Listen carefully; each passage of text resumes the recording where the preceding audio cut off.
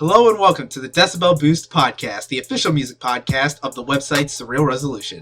I'm your host, Robert, who's not mad, just disappointed, and also incredibly mad. And with me, I have...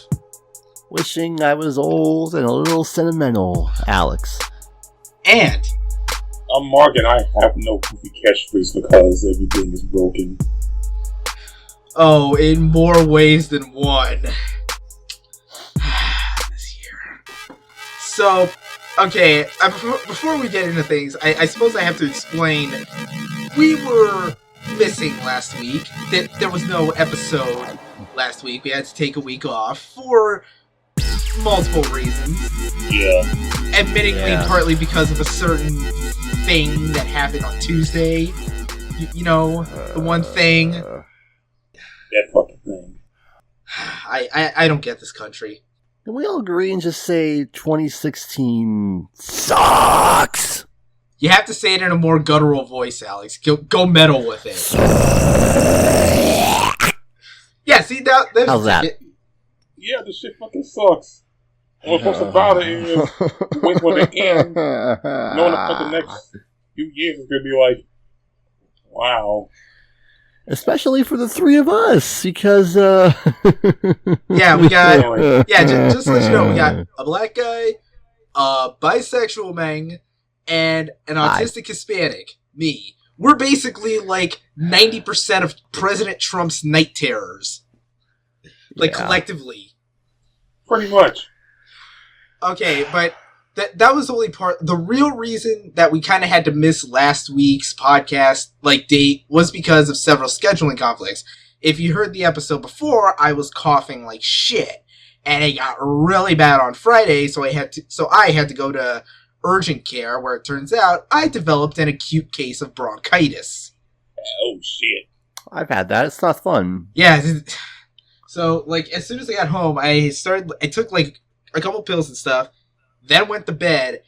Then I pretty much spent, the entire weekend resting. I managed to, have barely enough energy to get out of my bed on Sunday to finish editing the episode for that week. Just barely. And, yeah. I mean, I had to miss a day of work, and I still have to make that day up sometime later in the week. So, that was not fun. Just pills, and not to mention, I had to take, albuterol treatment. But just, you pour water in this little, weird... I'm not going to call it a vape thing, but, Yep. I've had that many times. Yeah. I couldn't record that Monday, because I was still, while I was incapacitated, I kind of forgot to, put stories in the chat for the three of us. My bad. Oh, well, it's no big deal. We've all been slow on the site lately. It's just been a really, really long week for all of us. Yeah, plus I don't think anybody would want to hear us talk about Drake and Future. Yeah, and so I was incapacitated over the weekend. I'm feeling better now. And we would have recorded on Wednesday, but I have a little story to tell, so gather around, children. Wednesday, the day after the election, I was not in a terribly good mood for obvious reasons. So I thought, I need to get out of this house. I need to go do something to take my mind off the inevitable next 4 years of what even is going on. Luckily, that night, up in good old Fort Lauderdale, there was a concert going on. A concert being headlined by none other than the Dillinger Escape Plan. So I made sure so I got there around 6:15 or so, stopped at Burger King for some dinner, because why not? Got in line, got my ticket at the box office, waited in line until the doors open. Doors open at 7. Then first band goes on at 8. And the first band that went up was Cult Leader, this really great, shall we say, grindcore band from good old Salt Lake City, Utah. And they, it was kind of hard to make out, the guitars, in the live mix, but they had pretty good stage presence. And, of course, the drummer freaking killed it. That guy is freaking great on record and great live, It was supremely good. Then, right after, I think their set went on for like 30 minutes, and then it took like another 15 or 20 for the next band to set up. The next band was a band also in the same genre as Dillinger, the mathcore genre, and I believe I've talked about them before on this podcast. Car Bomb. They, were pretty good as well. One thing I noticed, though, is that, like, out of all, like, the bands, their drummer had, like, the biggest setup, just because he had, like, this, rack that it took, like, 2 people to, like, sort of drag out on stage. You know what I mean, Alex? One of those big, like, drum rack things. Yeah. Yep, one of those. Then they finished up another 30-minute set. Another 15, 20 minutes goes by. Then the next band goes up, this post-rock / alt-rock band called Oh Brother. Kind of a weird, like, sort of stopgap between the two mathcore bands, but thinking on it, I could kind of see what they were going for. Kind of a calm before the storm, if you will. And, they're not bad or anything. They were pretty fun to watch. And their music wasn't all that bad. And then, after they finished their set, then Dillinger. Oh, but there was a little bit of a build-up to the Dillinger. Obviously, all the instruments come out on stage. Everyone's just standing around. There's this weird electronic beat that's kind of like playing and like building for 10 minutes or so, before the actual band comes out on stage. And of course, there's weird, like, this weird visual thing in the background that's playing like old, like, new black and white news footage and, black and white clips from movies. Like, shit, I'm pretty sure there was Dead Alive. I want to say Eraserhead. Was that one movie like that had a scene where like the guy's head explodes? I think it was a Cronenberg film. Shit, what's it called? It was something. Like Eraserhead. I don't know. Was it that? No, it wasn't Eraserhead. Damn, it was something like that. Yeah, but you get my point. I know. And then like, and then like 10 minutes.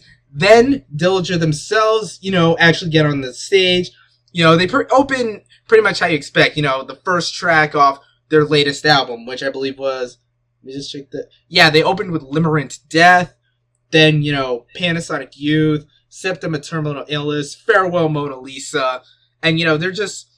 I think a good chunk of their set was stuff mainly from One of Us is the Killer, Dissociation.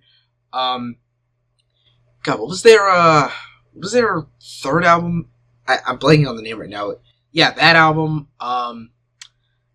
Also, they even brought out, like, the 2 songs that everyone knows from their first album. The one from before Greg Puciato joined the band. Because they played, Sugar Coated Sour at one point.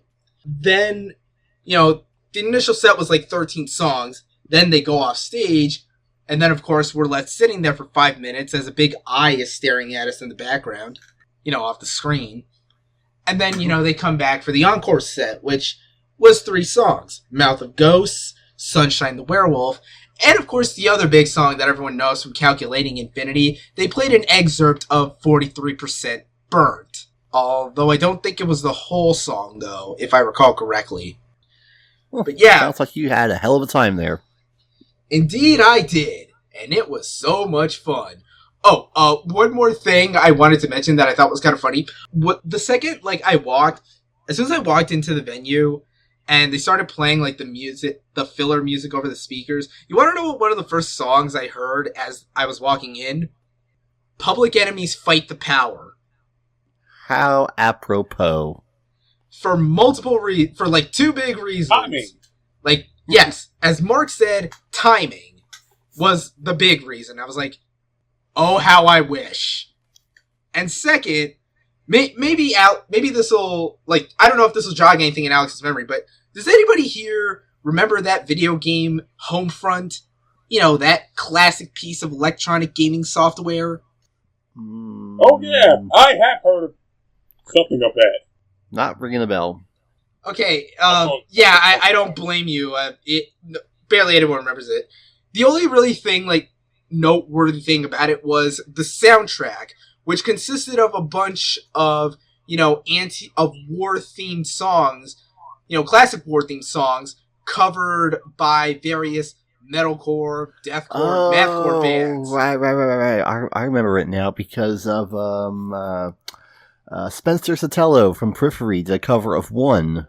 I think it was all Periphery, actually. I don't think it was all Periphery. Well, that's how it said on the soundtrack. Anyway, getting to the point, one of the songs on that soundtrack was a cover of Fight the Power performed by Dillinger Escape Plan. Very nice. I know, right? Timing. So yeah. Timing! Dillinger Escape Plan. You alright? Yeah, I just tried to do my high voice and I failed at it. Yeah, so Dillinger Escape Plan. That was a fun night and a really fun way to spend what was otherwise a really miserable day. So, what about you guys? How have you been in the time that we've been gone? I'm just numb. I just stay in bed. That sounds like a good way of spending time. Yeah. Dark days ahead of us.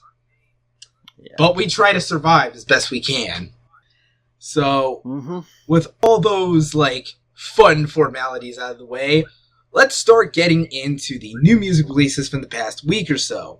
And as always, if you're listening to this, there will be a link in the description of a playlist of all the songs we talk about. At least all the ones we can find on YouTube. They don't always find their way onto YouTube, remember this. So, first up, remember when electronic dance music started becoming a big thing, around the turn of the decade or so?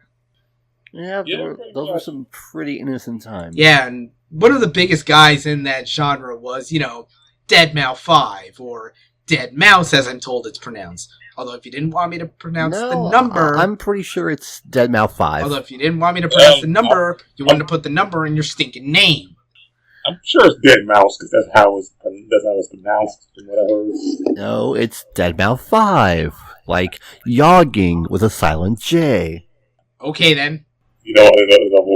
But anyway, let's get back on track here, people. So, he was obviously one of the biggest players in EDM, although it kind of seemed like he went away. I never really heard much about the guy past, I want to say 2011 or so. Apparently, he's got a new album coming out on December 2nd, with the expectedly awkward title of W Drive 2016 Album. Apparently, Joe Ware's keeping the actual full album on his computer. And so, he dropped the first song on an interview with a BBC titled... Hang on, what's the freaking title here? Okay, yeah, the number 4, Where. I assume it's supposed to be pronounced Where, but again, you put the number there, I'm gonna pronounce the number. Fant 4 stick. Yep. This guy gets it. Or CAD $sign, huh? It's a, kind of 6-minute-ish thing. Pretty repetitive, but not offensive sounding. It's a nice sounding song, I guess. Although, I'd be hard-pressed to actually say I remember much about it, though. Yeah, it kind of strikes me as a little 80s synth pop kind of thing. It's alright. Yeah, listen to this, I can remember the last time I listened to a Dead Mouse song, and this one, well, it's pretty much what you expect from Dead Mouse, or whatever. Anyway, yeah, the song sounds good, and to be honest, I kind of prefer listening to them than most recent EDM songs that I've been leading, because this sounds like something that has a lot of, how do I put this, a beat job off a dam. And your invitation doesn't suck. Yeah, that means you, chain smokers, you. Hey, look on the bright side. At least their reign at the top of the Billboard charts is now no more. Good. Unfortunately, now we have to deal with Ray Shrimmer and Gucci Mane. I'd rather deal with them than fucking chain smokers. I guess. Sure. Fair enough, I guess. I'm not a fan of Ray Shrimmer that much, but I'd rather have them than those broy ass bitch made DJs on the charts. Noted. Now let's get back on track here. I know we said last episode that we were planning an Adult Swim single special. That's gonna be on the back burner a bit, because I honestly thought the 6 bonus tracks were gonna come out all at once, but I guess they're still doing the weekly things for these next 6 songs, so we're just gonna keep talking about them here in the regular podcast episodes until they get to the end. Then we'll have a special for you. Christmas time. Maybe. And so we are now going into overtime for the singles program with week 26, a new contribution from Ghostly International producer Lord Raja, who you've probably heard before if you paid attention to Adult Swim. He was on the Ghostly Swim 2 compilation, plus the network dropped his sophomore album Bada as a free download near the tail end of last year. And so he comes to us with a new song titled Fox Den. It's about 8 minutes long, and, you know, compared to a lot of the stuff he's done, which is really, like, dense, experimental, occasionally kind of moody type stuff, this one's more, like, bouncy and upbeat. Like, you know, the kind of thing you could sort of, like, have fun, like, grooving and dancing to. It's more a fun song than anything else, although it does get into those more, like, ambient tones as, like, it gets, like, more than halfway over. Like, it kind of has, like, this really aquatic vibe at points, which is kind of a recurring, like, motif across a lot of his songs. There's a lot of aquaticness in his discography. Yeah, I can attest to that. Listen to this song, like, 2-3 times today is like, well, like, yeah, it's a good track from Lord Raja. I think I heard better tracks from this last album, but this one's an okay one. So, you know, if you want that there Lord Raja, if you need more Lord Raja in your life, you just go to that page, adultswim.com/singles, and put it in your iTunes or your Amazon Music, or whatever the hell music library you're using. We don't judge. Or copy it to a CD if you're an old person. Alex, is there something you're not telling us? I have CDs in my car. So do I. Me too. And none of us are old. Yet. I feel like I'm old. I'm the oldest of the three. Of course. Anyway, sticking to the electronic track for a minute, the day after we're recording this, so we're recording this on Monday, so tomorrow will be Tuesday the 15th, there's going to be one of those newfangled electronic video game things that all the kids are into, called Watch Dogs 2. You know, the sequel to the ever so classic of modern gaming entities, Watch Dogs. Yeah, I liked Watch Dogs when it was called Grand Theft Auto. We couldn't say that with a straight face. Anyway, the soundtrack for that game, by this point, is already out, but one of the tracks from that soundtrack from electronic producer Hudson Mohawke dropped recently, titled Play and Go. Mark, you want to talk about this one? For those who know who Hudson Mohawke, he's a top producer, especially for Kanye West. He did part of the album of, recently, like, this year he did, like, had the album of I Know He's Hopelessness with On To Point Never.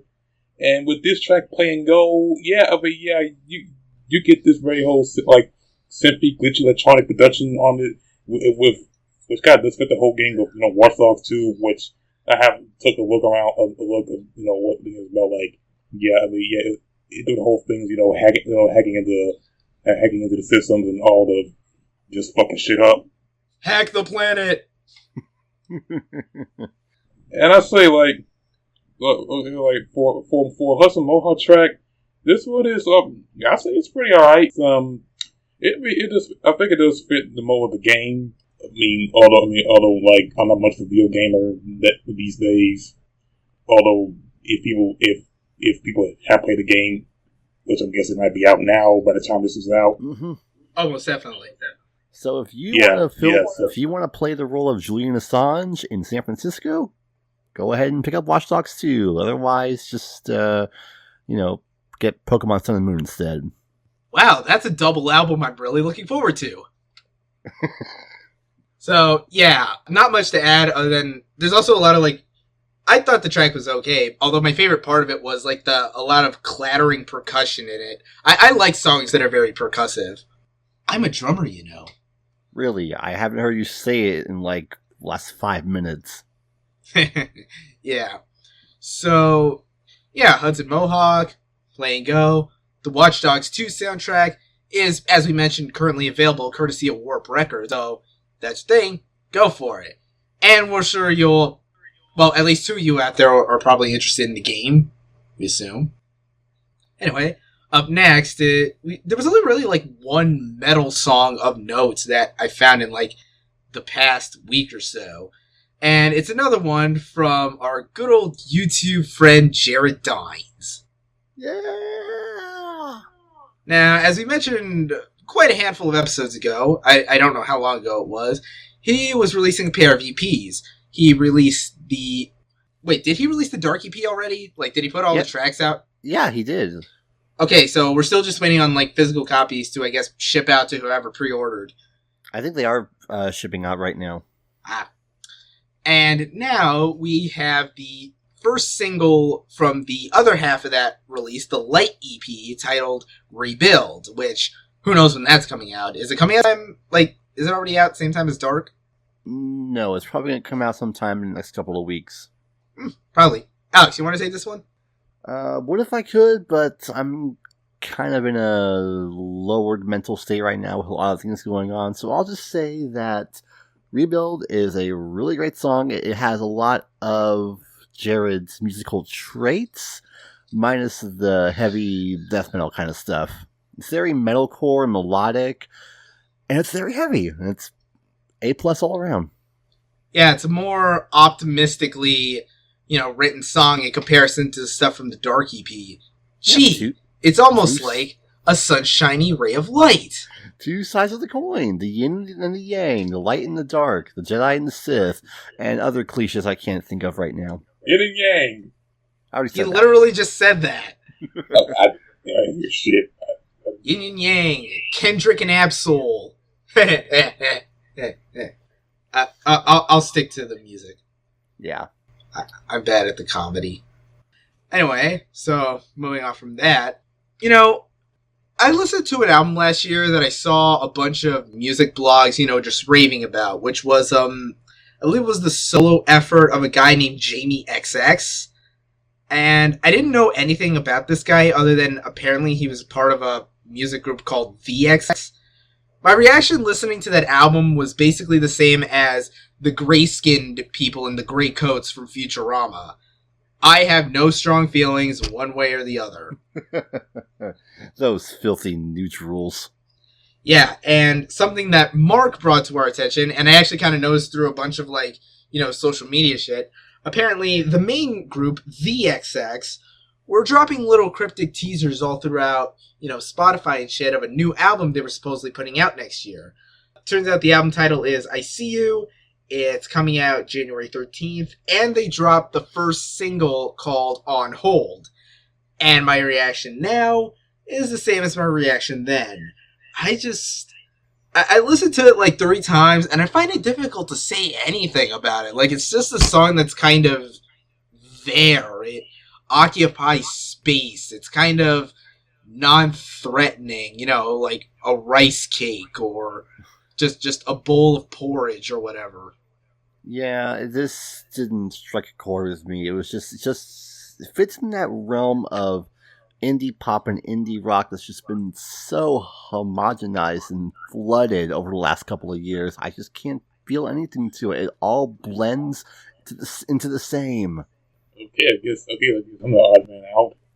I mean, I sort of found it okay. I mean, I sort of maybe I'm more into the instrumentation than most of the vocal senses.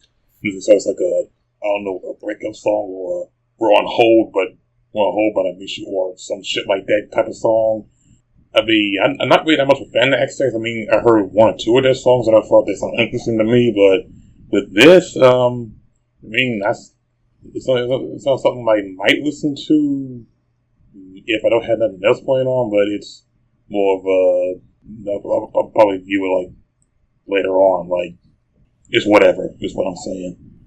Yeah, to each their own.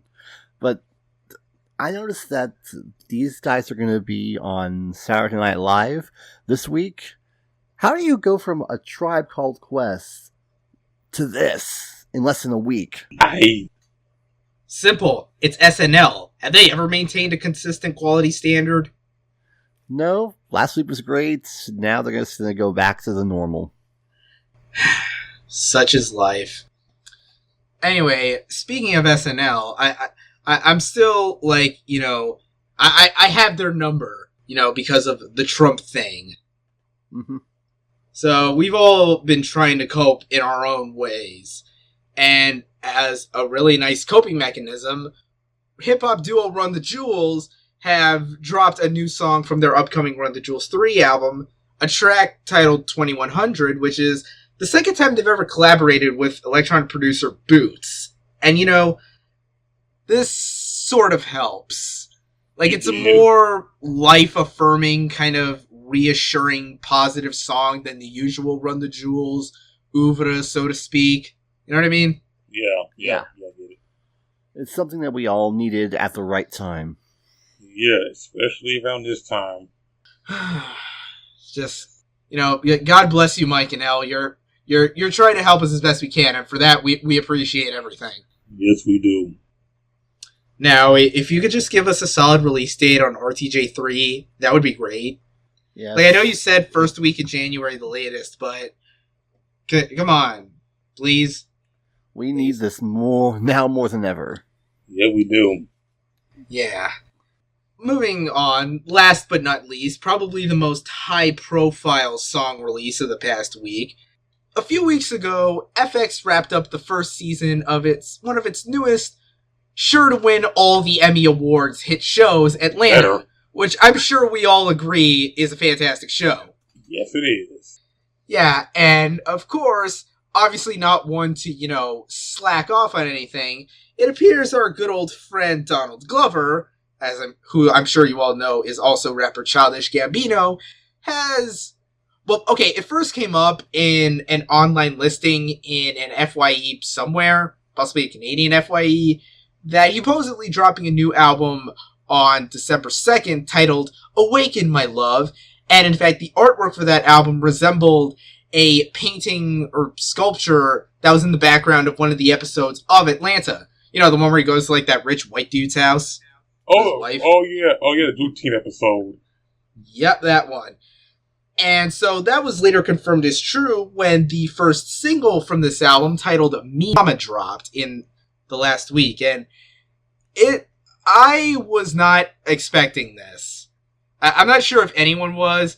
Okay, the actual song, it's this kind of 70s, like, rock, R&B kind of thing. There's not really any, like, rapping on Gambino's part. It said it's this really, like, impassioned, soulful singing. Like, I've heard a lot of people compare it to almost like Anderson .Paak-ish kind of thing, or like Chance the Rapper kind of. And, again, there's pretty much no rapping in it. It's like a very 70s, like, this is the kind of thing I imagine my dad would probably listen to. Like, he probably would have something like this in, like, his record, whatever handful of records he has lying around the house, Mm-hmm. I will say, like, I didn't really expect to be like this, like this psychedelic 70s, like, rock R&B type of song. Not expecting him, but I'm kind of glad, man. I'm glad I got out of this, because this, to me, it sounds pretty good. I mean, it sounds pretty good. I do get the comparisons to Anderson .Paak and Chance the Rapper. I really get it. I will say, like what part Gambino did, like, do a solid job on it, and what was the production on it. That's wholeheartedly. I mean, so far it's been a good year for Gambino. We got a good series. He's on Carusian. This whole album will be good. Yep. Riding on Cloud 9 in Cloud City. Star Wars references. That reminds me. How many more days until Rogue One? Like a month. I think it's a month till now. When did it come out? On the 16th or? Yeah, I think so. So yeah, a month. I have that to look forward to in December. Again, same month as Awaken My Love. First Friday of December 2nd. If you need more Gambino in your life, obviously, I don't know where I'm going with this. Just watch Atlanta several more times. Will do, and I'll probably get the Blu-ray. So yeah, that covers all the new music releases for the past week. We're going to take a quick break, but when we come back, we're going to get into some weekly news topics.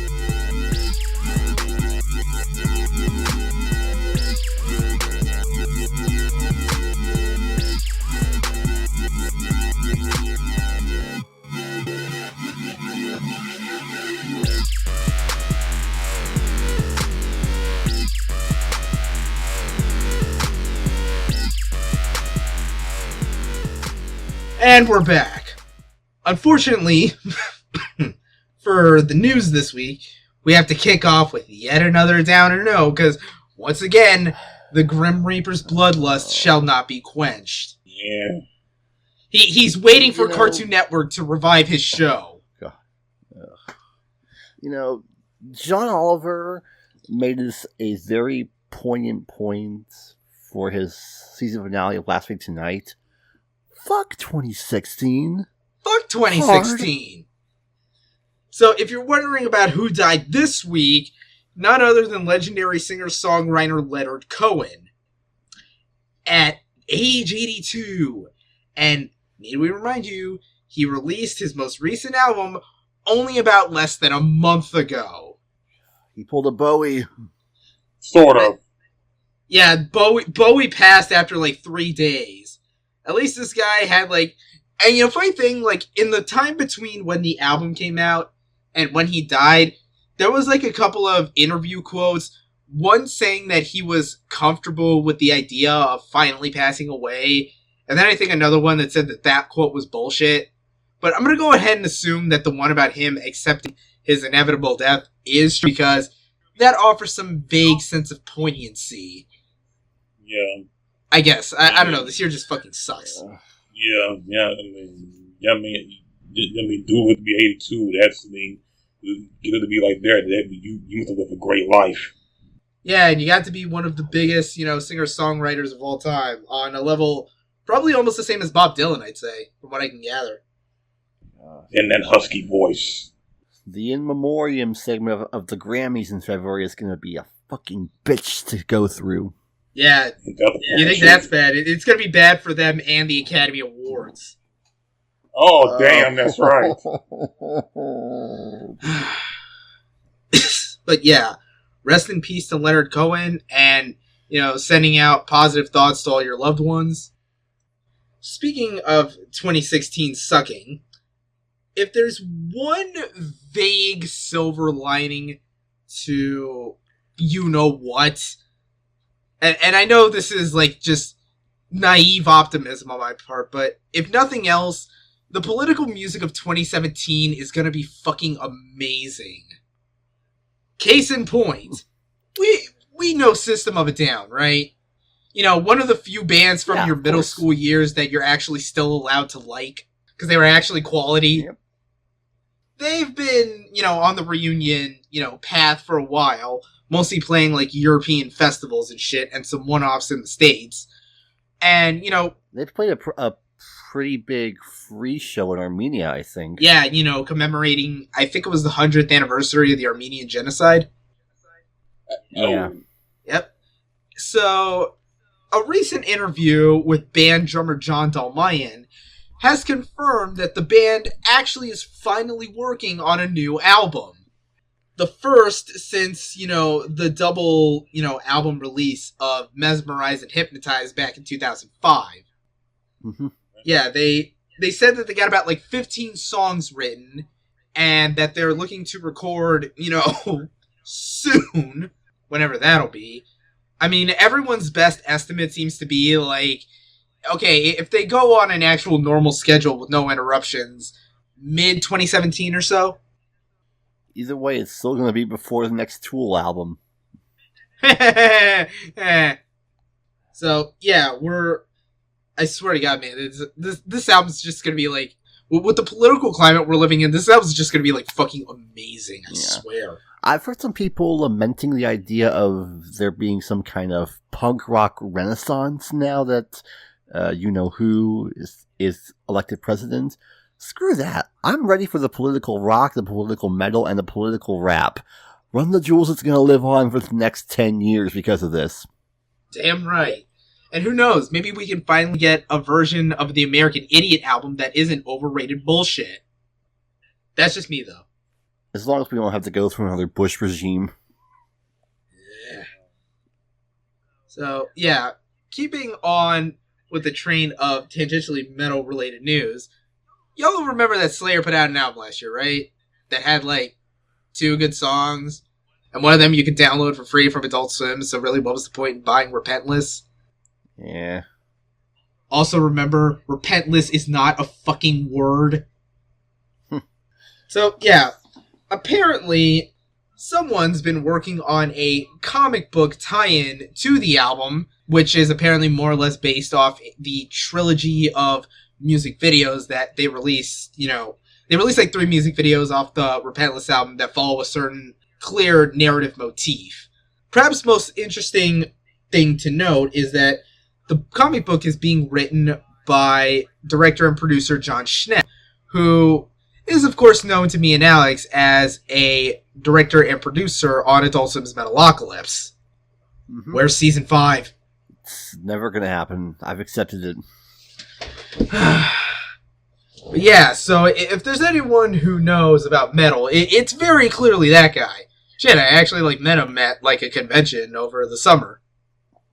Really? I probably should. Yeah, I probably should have asked him about Then again, how could I have known back then he was doing a Slayer comic? Yeah. He's only writing the, comics, though. It's drawn, by a bunch of other people, and, I'm trying to look at the quote here, see if there's any more details. He just says that, the only thing we can really expect is that it's probably going to be, gory and violent as hell, because Slayer. Yeah. And I noticed that we're living in a day and age where there's just about every kind of comic book tie-in for cartoons, for TV shows, even wrestling nowadays. But if I'm going to be honest, I have not cared about Slayer one iota since Jeff Hanneman died. When Jeff Hanneman died and Dave Lombardo was kicked out, that was it. I jumped off. I haven't looked back. Dude, you went on way longer than I did, because, I've basically been of the opinion that Slayer hasn't released a good album since Seasons in the Abyss. Oh, that album. Yeah. Although, I will say that God Hates Us All has some great tracks on there. Whatever, so... I like Decibel. So, if you like comic books and you like Slayer, you're probably going to want to check your local comic book Who am I kidding? You motherfuckers don't have local comic book shops. There's one's probably a half hour away in some inconvenient tucked away alley or something. No, mine's in a good location. Well, good for you then. And once again, staying on the metal path, as we mentioned, I believe last episode, Avenged Sevenfold dropped a surprise new album. And, they've been pretty adamant this was their strategy from the get-go, believing that in the new, current age, you kind of have to find ways to catch people off guard and get more people, to buy your album. Apparently, Avenged Sevenfold's strategy hasn't worked out so well. See, when the totals came in for their first week album set, you want to know how many copies The Stage sold in its first week? How much? How many, Rob? 75,000. And just to put that in perspective, their last album, first week sales were 159,000, and it was the number one, charting album on the Billboard 200. Right. Meanwhile, this time, they couldn't even muster more sales than fucking Bon Jovi, who apparently had a new album, and I didn't know this. Yeah. Boy, oh boy, oh boy, oh boy. Now that we've gotten the week 2 figures, they're not much better. They've dropped about 78%, so it went from 75,000 copies to about 16,000 copies. Well, there is a perfectly good explanation for this. Nobody buys music anymore. Of course it's going to be lower. That's the secondary explanation. The real explanation is, who the fuck is gonna pay money to listen to new Avenged Sevenfold in 2016? Hasn't the rest of this year been a fucking tragedy enough without them around? I'll tell you who. 13-year-old scene-core girls at Hot Topic. Oh, please, they've moved on to, other shit. I don't even know what they're listening to anymore at this point. Friggin', Real Friends or Knucklepuck, I guess. Or, I don't know, maybe they're back to Asking Alexandria now that Danny Warsnop is back. Ew. So, yeah. I guess that strategy didn't work out very well for you. Now I bet you're wishing you stuck with Warner Brothers. Yeah. Oh, and I don't know if you noticed, but M. Shadows has been kind of pissy lately about how the media has been covering the sales of the album, saying they're focusing too much on how low the total sales are. It's just, Well, look, Mr. Shadows, I'm sorry, but if you're sad about them reporting the truth, namely the truth that maybe your strategy wasn't all that great and you should have stuck with Warner Brothers if you actually wanted your album to sell copies, well then, I don't know what to tell you. Like, you're basically getting offended by reality here. So, well, I guess I should continue to be proud that I didn't spend money on this thing. Then again, now that I think about it, 72,000 people spent money on this. Yeah. That is 73,000 too many. This I just don't get this year. Anyway, moving on to news that's maybe a little out of date by this point, but I wanted more than just 5 news stories. Well, more than 5 or 6. Okay, so on Halloween, spooktastic occasion, a strange little, 15-second teaser went up on the Twitter account of Chance the Rapper. It just showed, a shot of him from the back on, a bicycle or a moped or something, and then a quick flash to the logo of film production company A24, who, if you're, a film buff, you know that name. They've been attached to, a bunch of projects in the past couple of years, usually, a bunch of critical darling stuff. Hell, just this year alone, they had The Witch, which I saw back in February, and it was one of my favorite horror movies I've seen in the past few years. There was also a recent autobiographical film about, Brian De Palma, the film director. There was that movie, Swiss Army Man, where friggin' Daniel Radcliffe plays a farting zombie or something. I know it sounds weird, but and I don't have a list on me of all movies A24 have produced, but they've been behind some good stuff. You should check them out. Apparently, this little teaser was to promote a film they're releasing in 2017 called Slice, which is the directorial debut of Austin Vesley, who's mainly worked as a music video director for none other than dear old Chance himself.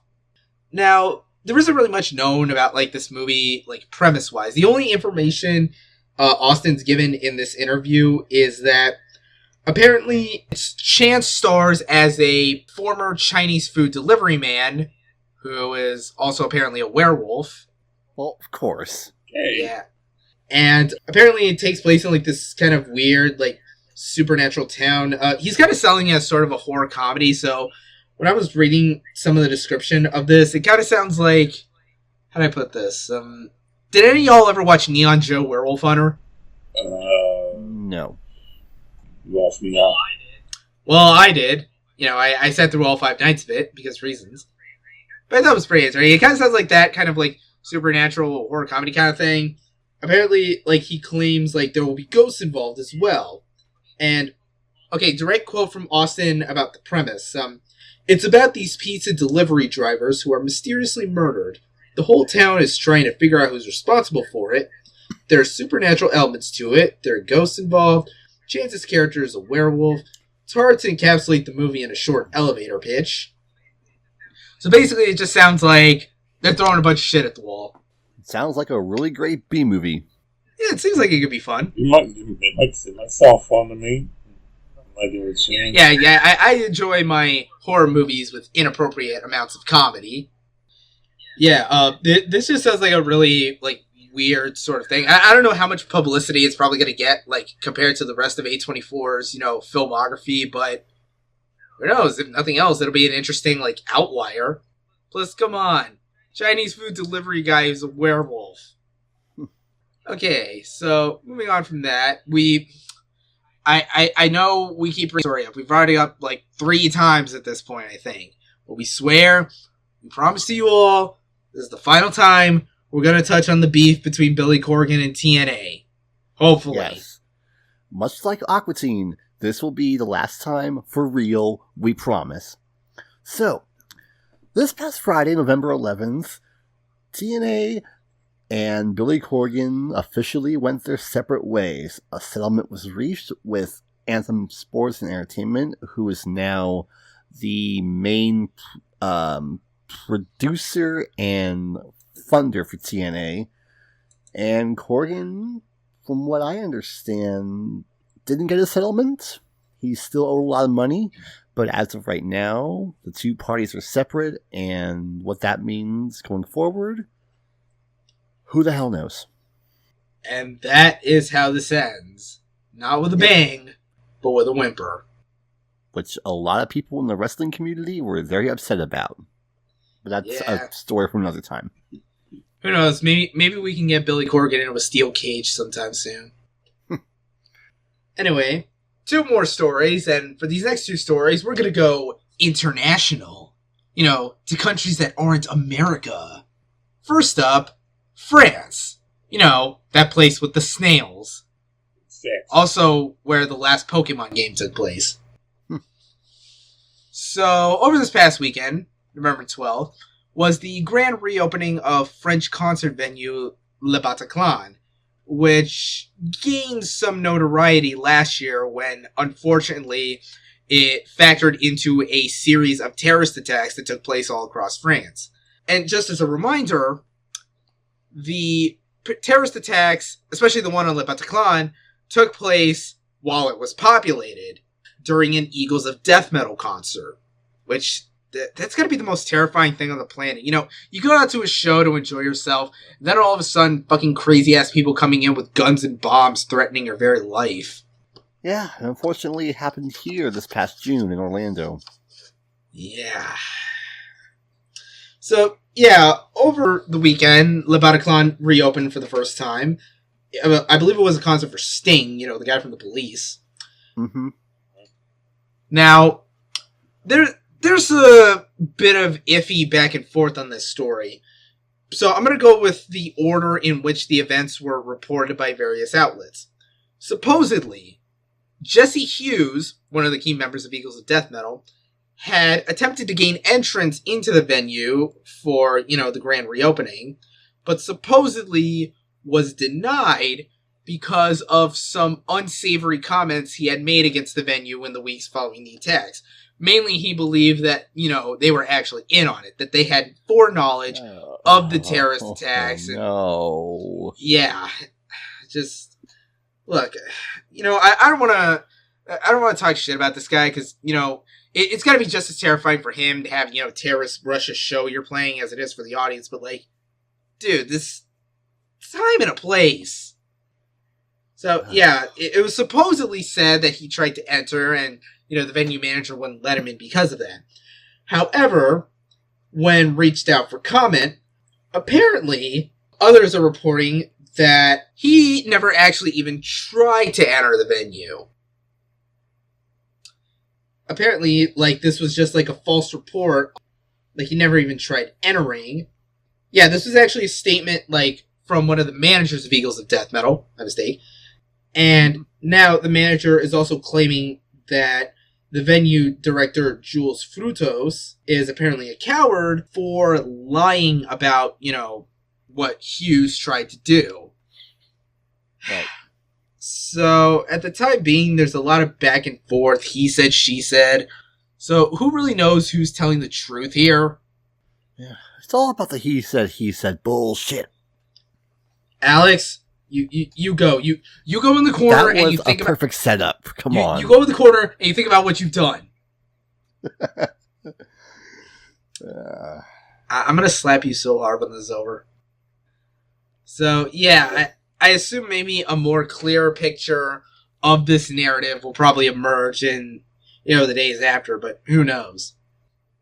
Anyway, last story for this week. Let's move on to Buenos Aires, a country you think about so little, you didn't even realize I can't actually do this joke because the format of a podcast doesn't allow for this reference. Also, Buenos Aires is not a country, it's a city in the country of Argentina, you plebe. I'm sorry, do I look like I passed geography? I think Singapore's in Wisconsin. So, I'm sure we all know who Kraftwerk is, right? Yep. Yeah. I mean, I expect Mark to. He's the electronic guy. You better, Alex. Oh, gone to the Autobahn. Yeah. Exactly. Good. So we're all on the same page here. So they were scheduled to perform a concert in Buenos Aires, the city, Alex. There you go. Let's see if I can find the date on this thing. November 23rd. That was when the show was originally scheduled. However, the Argentinian government, or I guess rather the government of Buenos Aires, had actually temporarily banned the show from taking place. See, apparently there was an incident at an electronic music festival, in the area, in which 6 people died of course, drug overdoses. Oh. And, of course. The reasonable response, air quotes, was to place a ban on any concerts or shows that involve synthesizers as instrumentation. Which, as far as I'm concerned, might as well be like taking a shit on Kraftwerk's collective faces. Yeah, because, Kraftwerk is just like every EDM producer that ever lives. Air quotes. Yeah, that's... Because as we all know, there's a clear difference between... There's a clear, similarity between DJ Snake and the Germans on the Trans-Europe Express. There isn't. But thankfully, a judge from Buenos Aires, Lisandro Fassman, has actually, pointed out that... Well, he actually, approved the concert to go through. He lifted the ban on this thing. Correctly, pointing out the differences between a Kraftwerk show and any other EDM concert. Because a friggin' 2-year-old could, point out those differences. Basically. So, guess the robots get to invade Argentina after all. Here's hoping the robot uprising doesn't start there. Has to start somewhere, and it's sure as hell gonna start here. But Terminator takes place in America, and Terminator is a documentary. I welcome a robot overlords. Wait, what? Hey, I welcome him too. If we had Robo-Nixon as president instead of Trump, that would actually be an improvement. I'm not even joking about that. Well, that's not a very high bar. Yeah, I guess. So, yeah, that covers, rambling about the past, weekly news topics. And so, as always, we like to leave you with the new album releases for November 18th, 2016. And, of course, there's the 2 really big ones, the new Bruno Mars album, 24K Magic, and the newest album from Metallica, titled Hardwired, to Self-Destruct. And I need this now more than any other time this year. Yeah, but before we get on to the most of the releases, I'm gonna do this right now. I'm gonna make a bet with Alex here. Alex, honestly, between Bruno Mars and Metallica, who do you think is gonna have the number 1 album the next week or so? Well, it might be close. Metallica's doing their own independent release kind of thing. Yeah, they kind of got a thing hooked up with all the record stores. Blackened Friday, as they're calling it. Oh yeah, but Bruno Mars has a big label money going for him. I do believe that Metallica will be able to pull ahead and get the number 1 album, but it's going to be by a small margin. I see. Right thing, just because of the sheer pop music appeal, I'm gonna go in the opposite direction and say Bruno. But we'll see when the album chart totals come in for the week after November 18th. We'll see. Yep, we will see. So now tune in next week. Yep. So now moving on to the rest of the new releases, we have a new EP from Canadian progressive metal act Protest the Hero titled Pacific Myth. A compilation of a bunch of songs they've been releasing independently over the past year or so, if you've been paying attention. A new album from mathcore act Ion Dissonance titled Cast the First Stone. And last but not least, the newest album from experimental R&B singer Dawn titled Redemption Heart. So you've got a nice 5-er there, 5 choice cuts from us to you. On a platter. Nice silver one. And so that'll do it for this week. Now all that's left is for us to clean house and get the hell out of here. So, Alex, where can they find you on the internets? I am able to be found Aura of Azure on Twitter, and that's just about it because that's all I have the time to manage anymore. Yep. So, if you're in the mood to bother about metal or Pokemon, you can be sure to do that. Yeah. So, Mark, where can they find you? Find me on Twitter at Mac2HybridMedia. Also find me on my own site, The Mind the Hybrid One, at thehybrid1.wordpress.com. I talk about all the shit, anime, movies, TV, Cartoon Network shows that I look upon, especially that pilot Infinity Train. Really good. The whole full series. Please make it a full series. He's even got his own fiction, which I hear he has big plans for in the next year. Yep.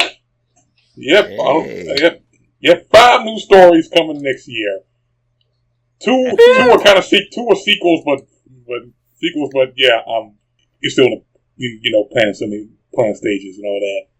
Still, got a lot of new content, all for you. Yep. For those that read it. And can I go now? Yes. And as for me, you can find me on Twitter at Rob Barracuda, also AskFM, Instagram at Rob Barracuda. That's also the name of my channel on YouTube, where you are more than likely listening to this podcast. So, while you're there, make sure to hit the subscribe button and the little bell icon so you can always be notified when new episodes of the podcast go up on YouTube. And of course, this is the official music podcast of Surreal Resolution, which you can find on the internet at www.surrealresolution.com, as well as find our podcast on its own subdomain, decibelboost.surrealresolution.com.